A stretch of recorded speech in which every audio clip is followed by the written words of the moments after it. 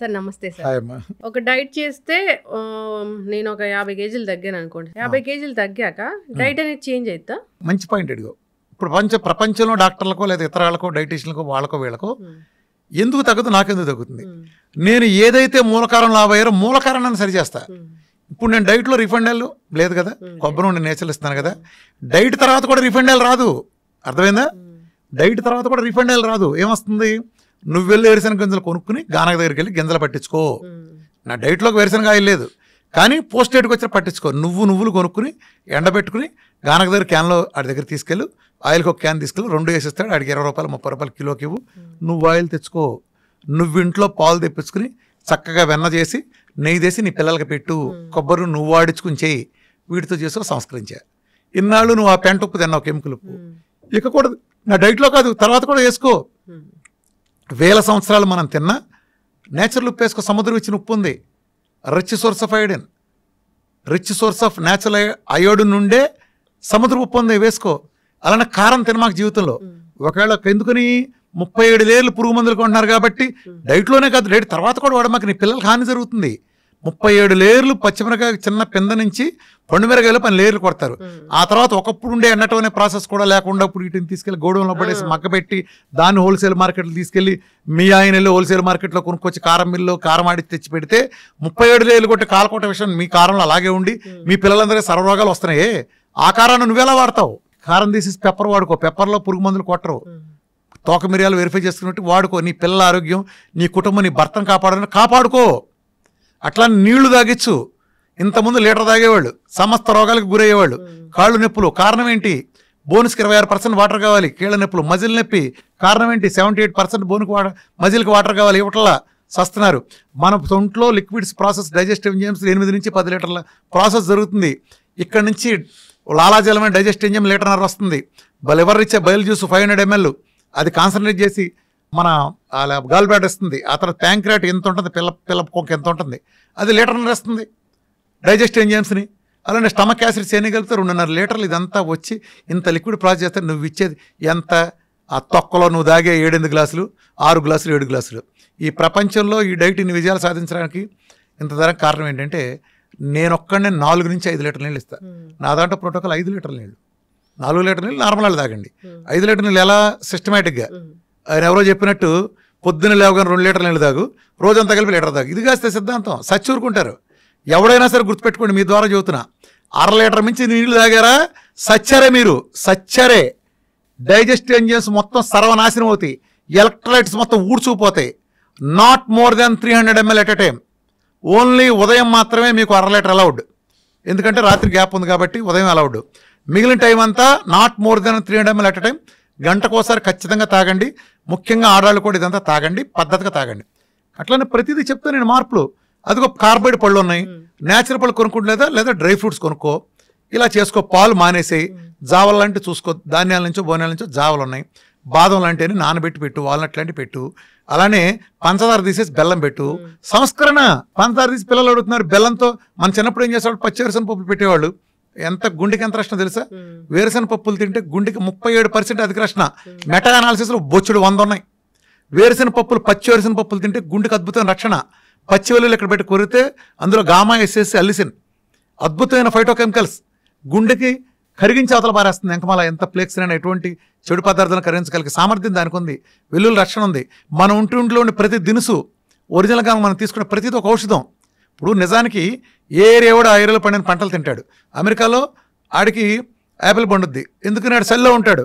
మనకు జాంకాయ ఉంది, మనకు యాపిల్ కాదు. వాడి జాంకాయ కాదు, వాడు యాపిల్ తినాలి, మనం జాంకాయ తినాలి. ప్రకృతి మనకి ఏం తినాలో మనకు ఆ పరిస్థితులు బట్టి మనకి ఇచ్చింది. ట్రాపికల్ కొబ్బరి చెట్లు ఇచ్చింది. వాడు ఇంకో సోయా వాడుకుంటాడు, వాడికి సెట్ అవుద్ది.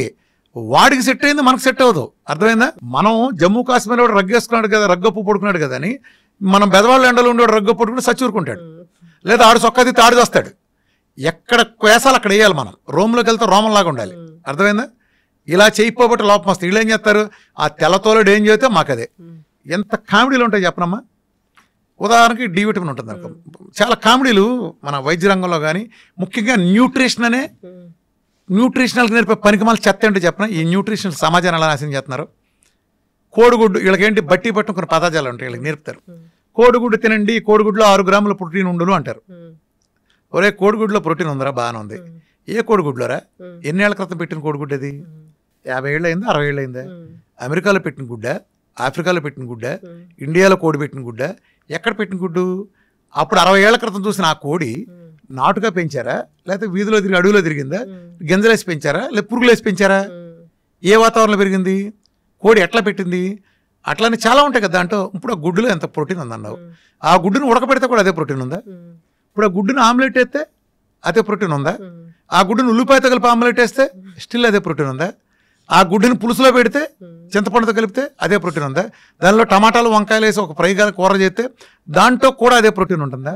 పిచ్చి చేష్టలు, పిచ్చివాగుడు, ఇదే తంతు. ఈ చెత్త సిద్ధాంతాలు పెట్టి సర్వనాశనం చేశారు. ఇప్పుడు బెండకాయలో ఇంత పోషకాలు ఉన్నాయంట అనుకో, మా ఉదాహరణకి ఏదో దాన్ని తీసుకో, పలానా దాంట్లో ఇదంతని అంటే పచ్చి చికెన్లోనే తీసుకో. ఉదాహరణకి చికెన్ తీసుకో, అందరూ తినేది కదా, తెల్లారులేస్తే చికెన్లో 300 గ్రాములు ఫ్యాట్. సేమ్ క్వశ్చన్, 300 గ్రాముల ఫ్యాట్ లేకపోతే 250 గ్రాములు ప్రోటీన్ అన్నారు అనుకో. 250 గ్రాములు 300 ప్రోటీన్ పచ్చి చికెన్ తింటే ఉంది కదా, లేకపోతే ఉడకేసిందా?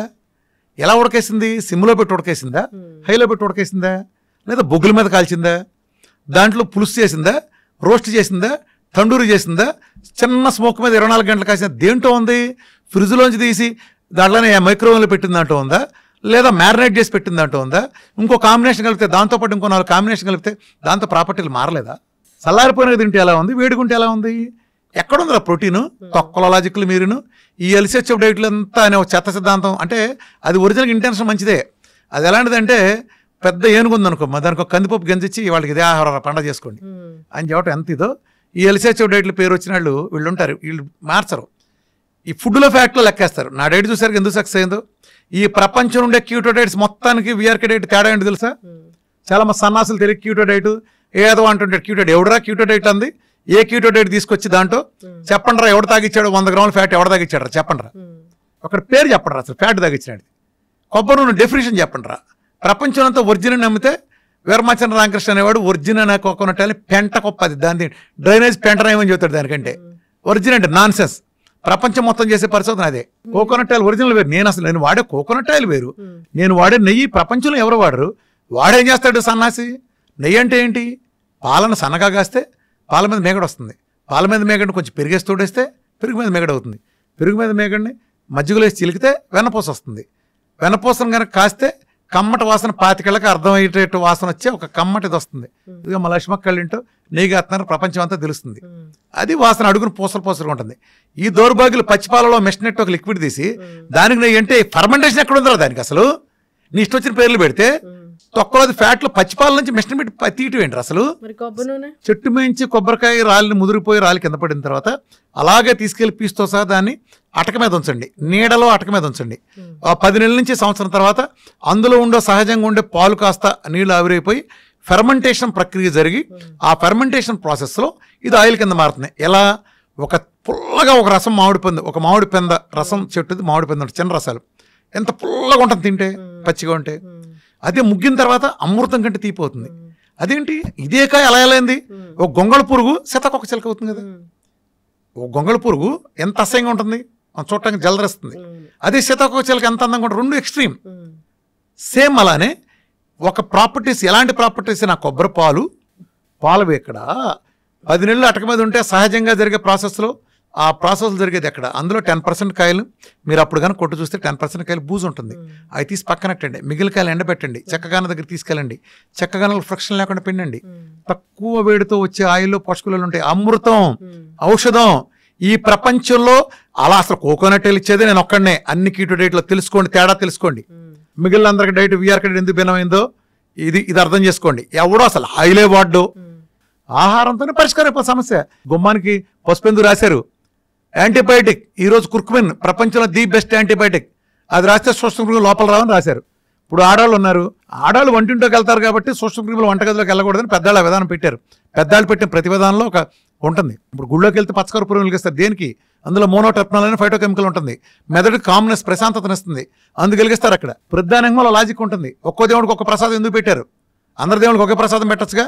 ఒక దేవుడు ఇట్ట పెడితే ఒకటి చక్కెర పొంగల్ పెడతారు, ఒకటి పులిహోర పెడితే సి విటమిన్, ఒకటి దద్దోజనం పెడితే గ్లూకోజ్, ఇంకో ప్రసాదం శనగలు పెడితే విటమిన్, ప్రోటీన్స్. అర్థమైంది ఎందుకు పెట్టారు? ఒక్కొక్క వారం ఒక్కొక్క దేవుడు పెట్టారు. దీన్ని సామూహిక సమావేశాలను పెడితే పేదవాడికి చేసుకునే పరిస్థితి ఉండదు.